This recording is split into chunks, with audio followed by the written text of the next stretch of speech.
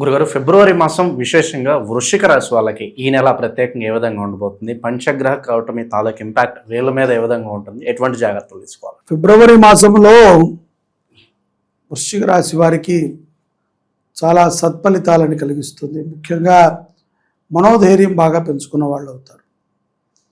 ఆకస్మిక ప్రయాణాలు కూడా ఉంటాయి. దానికి తగ్గ ఏర్పాట్లైనా ఈ నెలలో చేసుకుంటారు. ఆకస్మిక ప్రయాణాలు అంటే ఏదో పక్క ఊరు వెళ్ళటము, ఏదో 10 కిలోమీటర్లు వెళ్ళటం కాదు. దూర ప్రయాణాల నుంచి చాలా శుభవార్తలు వింటారు. ఇక్కడ వృశ్చిక రాశి వారికి గ్రహ ప్రభావములు ఏ విధంగా ఉన్నప్పటికీ కూడా పూర్వజన్మ పుణ్యము పాపము ఇవన్నీ మనం నమ్ముతాం కదా. కొంత పూర్వజన్మ పాపం ఉందండి, పూర్వజన్మ పుణ్యం వల్ల ఈ సుకృతం మనకు లభించింది, మనం చేసుకున్నటువంటి పుణ్యం ద్వారా ఇది లభించింది, అటువంటి ఆలోచనలో అయితే కొంత ఉంటారు.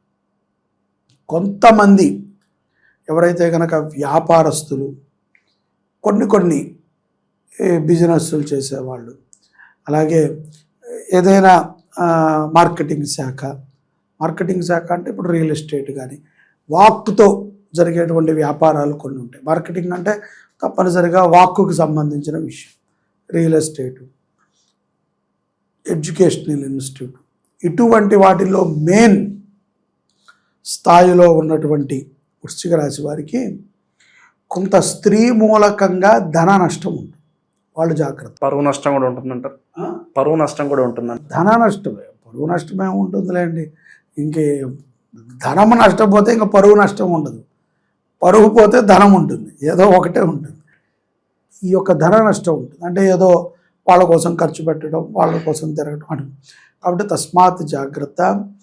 ఎప్పుడూ కూడా లక్ష్మీ అమ్మవారి స్వభావం ఎలా అంటే మనము ఎంత ఖర్చు పెడితే మంచికి అంతకి 1000 తెచ్చిస్తుంది. చెడుకు నువ్వు ఎంత ఖర్చు పెడుతున్నావో అంతటికి 10 బాధని నీకు తెచ్చిపెడుతుంది. చెడు అంటే తాగుడికి బాగా ఖర్చు పెడుతున్నాం అనుకోండి, హానికరం. అది మనం తాగి మన ప్రవర్తన బాగోదు. లేదంటే నేను తాగి సైలెంట్గా పడుకుంటానండి అనే ఏదో డిగ్నిఫైడ్ అంటే అది వేరే విషయం.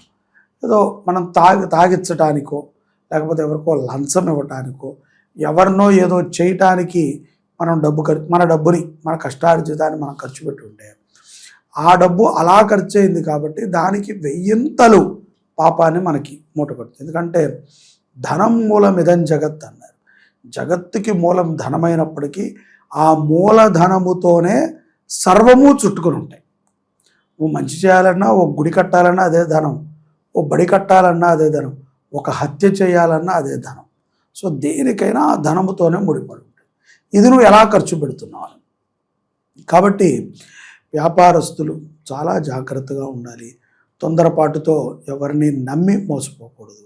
అలాగే ఉద్యోగస్తులు కూడా స్పెక్యులేషన్స్లో లేకపోతే ఇప్పుడే ఇస్తానన్న వాళ్ళకి ఇవ్వటము, ఏదో తెలిసిన వాడే కదా అడిగాడు అని చెప్పి ఇవ్వటం చేయకూడదు. అలా అని చెప్పి నా దగ్గర లేదు అనకూడదు. ఇది కత్తి మీద సాన్ లాంటి జీవితం. మనది మనకి నడుస్తోంది అన్నట్టు ఉంటే చాలు. కాబట్టి తస్మాత్ ధనం విషయంలో జాగ్రత్తగా ఉండటం మంచిది. అలాగే నోటితో మనం మాట్లాడే ప్రతి మాట కూడా ఎదుటవారికి ఆకర్షణ అవ్వాలి. ఎదుటవారికి ఒక మంచి తీపిదనాన్ని ఇవ్వాలి. అంతే తప్ప ఏదో హార్డ్నెస్ని ఇచ్చింది, వాళ్ళు ఏదో మాట్లాడారు, మనం ఏదో మాట్లాడేసాం, ఏం మాట్లాడాం గుర్తులేదు. కొంచెం ప్రేమతో మాట్లాడాలి. అలాంటి ప్రేమించమని కాదు దాని అర్థం. ప్రేమతో మాట్లాడే మాటలో మృదుత్వం ఉండాలి, అంటే ఒక తీపిదనం ఉండాలి. హార్డ్గా మాట్లాడకూడదు. అదొకటి వీళ్ళు కనుక ప్రాక్టీస్ చేస్తే వృశ్చిక రాశి వాళ్ళు రానున్న నెలల్లో కూడా విజయాన్ని సాధించవచ్చు. అలాగే ఏది ఉన్నా, ఎవరి మీద కోపం ఉన్నా, తండ్రి మీద, తల్లి మీద, గురువు మీద, ఎవరి గురువు మీద, తల్లిదండ్రుల మీద కోపం ఉందంటే వాడు మనిషే కాదు. సరే, వాళ్ళ మీద ఉన్నా మనము ధైర్యంగా మాట్లాడగలిగితేనే కోపాన్ని పెట్టుకోవాలి. ఎవరి మీద కోపం ఉన్నా నువ్వేదో నీలో నువ్వే మదన పడిపోతావు, నీలో నువ్వే పిండుకుంటావు అంటే కనుక ఆ కోపము నీకే సొంతం. అది నీ గురువుకి కానీ, నీ శిష్యుడికి కానీ, నీ యొక్క శత్రువుకి కానీ చేరదు. ఏదో తప్పిదాలు అందరి దగ్గర ఉంటాయి. మనం మాట్లాడటంలో మంచితనం చూపించాలి. అలాగే పూర్వ దేవాలయాలని అభివృద్ధి చేస్తే అది చాలా విశేషమైనటువంటి ఫలితాలని వృశ్చిక రాశి వారికి ఇస్తుంది. విదేశాల్లో ఉన్నటువంటి వృశ్చిక రాశి వారికి కూడా చాలా లాభాలను తెచ్చిపెడుతుంది. పాత దేవాలయాలకి మనం ఏదైనా సహాయం చేయగలిగితే మంచిది. ఇక చాలా కాలంగా పోలీస్ స్టేషన్లు కోర్టుల చుట్టూ తిరుగుతూ అలసిపోయిన వాళ్ళకి ఏదన్నా శుభ ఫలితం ఉంటుందంటారు ఏదన్నా? ఈ పోలీస్ స్టేషన్ కేసులు ఇవన్నీ కూడా ఈ ఫిబ్రవరిలో పెద్ద ఫలితాలను ఇవ్వకపోవచ్చు వీళ్ళకి. ఎందుకంటే పంచగ్రహ కూటమి ఎప్పుడైతే కనుక మనకి ఫిబ్రవరి 17వ తారీఖు సంభవించిందో దాని తర్వాత ఒక 5-6 రోజులకి ఒక శుభవార్తనైతే వింటారు. అంతవరకు నేను చెప్తా. ఇది కోర్టు లేకపోతే పోలీస్ స్టేషను అంటే వ్యక్తిగతముగా అయితే కనుక శుభమే, కానీ ఇదేదో కుటుంబ పరంగా ఉంది, ఎవరిదో కేసులో ఎవరో మధ్యవర్తి ఏదో నేను ఇరుక్కున్నాను, నేను A3 A4 అనుకుంటే నేను చెప్పలేను. A1కి అయితే కనుక సత్ఫలితాలు. చాలా మంది ఈ పక్క వాళ్ళ ఏడుపులతో ఈ నరఘోష నరదిష్టి దీని బారిన అధికంగా ఇబ్బంది పడుతున్నారు గురుగారు. దీనికి ఏదన్నా మంచి రెమెడీ ఏమైనా ఉంటుందా వీళ్ళకి? ఎవరికైనా సరే ద్వాదశ రాశుల వారికి నరఘోషకి ఒకటే రెమెడీ అండి. నరఘోష నీకు బాగా ఉంది అని నీకు తెలియాలి అంటే నువ్వు నీ దగ్గరలో ఉన్నటువంటి ఒక గోమాత దగ్గరికి వెళ్ళి, ఒక దగ్గరికి, ఒక మంచి గోమాత, దేశీయ గోమాత దగ్గరికి వెళ్ళి ఆ గోమాత దగ్గర నువ్వు ఉన్నంతసేపు నీ మైండ్ ఎలా ఉందో నువ్వు ఆలోచించాలి.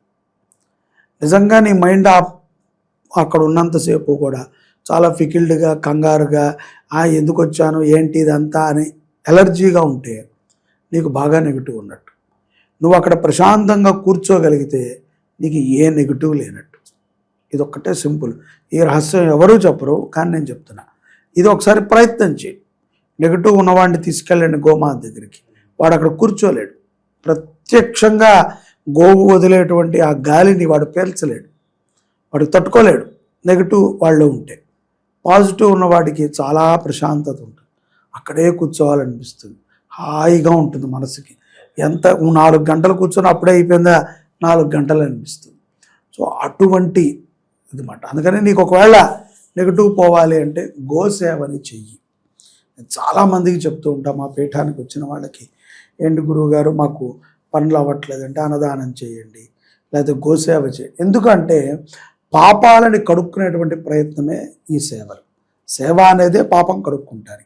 అది మనం చేయగలగాలి, సద్భావనతో చేయగలగాలి.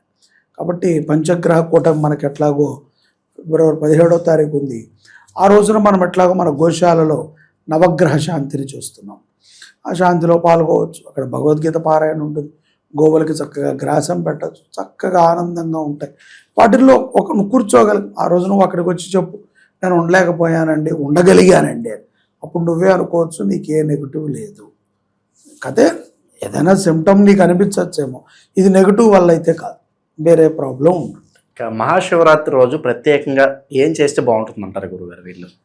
మహాశివరాత్రి రోజు వీళ్ళు ఏదైనా దేవాలయంలో ప్రసాదం, అన్నప్రసాదం కాకుండా రవ్వలతో చేసినటువంటి ప్రసాదము, పళ్ళ ప్రసాదాన్ని పంచి పెట్టడం ద్వారా శివానుగ్రహం మరింత గొప్పగా పొందుతారు, చాలా ఆరోగ్యంగా ఉంటారు. ముఖ్యంగా విద్యార్థులు, ఎవరైతే వృశ్చిక రాశిలో ఉన్న విద్యార్థులు ఉన్నారో వాళ్ళ పేరుతో శివరాత్రి రోజున ప్రసాద సేవ జరిగితే చాలా విశేషం. ఇంకా ప్రత్యేకంగా ప్రస్తుతం ఉన్న గ్రహస్థితి బట్టి ఎట్లాంటి పరిహారాలు చేస్తే బాగుంటుంది అంటారు? ఇది పెద్దగా ఏం చేయక్కర్లేదండి. చక్కగా నవగ్రహాలని ఆరాధన చేయటం, ఇష్టదైవాన్ని ఆరాధన చేయటం, కోపంగా ఉన్నప్పుడు కోపానికి గల కారణాన్ని గుర్తించి దాన్ని, ఆ మూలాన్ని తెంచివేయటం మంచిది. ఓవరాల్గా వృశ్చిక రాశి వాళ్ళకి ఫిబ్రవరి మాసం ఏ విధంగా ఉంటుందో మంచి విశ్లేషణ అందించారు. ధన్యవాదాలు.